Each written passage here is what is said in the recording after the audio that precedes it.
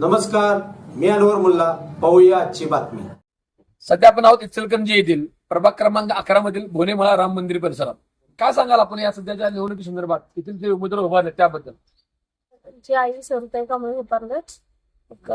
आमच्या गल्लीत कसं त्यांच्याबद्दल चांगलं मत आहे सगळ्यांचं आणि बऱ्यापैकी त्यांनी प्रत्येकाला मदत करतात विशाल कांबळे सर.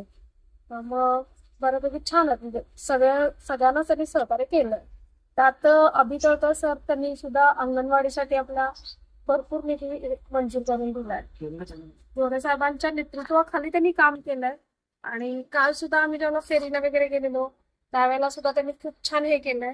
आणि तुम्ही बघताच आहे आपल्या पाठीमागे आपल्याला अंगणवाडी वगैरे दिसतीच आहे. त्यांनी त्यासाठी भरपूर काम केलंय. आणि कोणती विकास कामे केलीत त्यांनी? जे आमच्या इथं म्हणाल तर शौचालयासाठी त्यांनी भरपूर निधी मंजूर करून दिलाय. त्याचबरोबर पाठीमागं पाण्याची सुविधा सुद्धा केली आहे. त्याची सुद्धा त्यांनी भरपूर म्हणजे प्रत्येक नागरिकासाठी चांगली सोय करून दिल्या. पूर्वीचे जे लोकप्रतिनिधी होती त्यांच्या विकास कामाबद्दल तुम्ही काय सांगाल? म्हणाल तर एवढं मला त्यांच्या संदर्भात एवढं माहित नाही.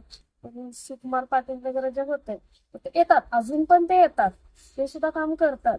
पण त्यांच्यानंतर ह्यांनी सुद्धा त्यांच्या बरोबरीला काम केलेलं आहे.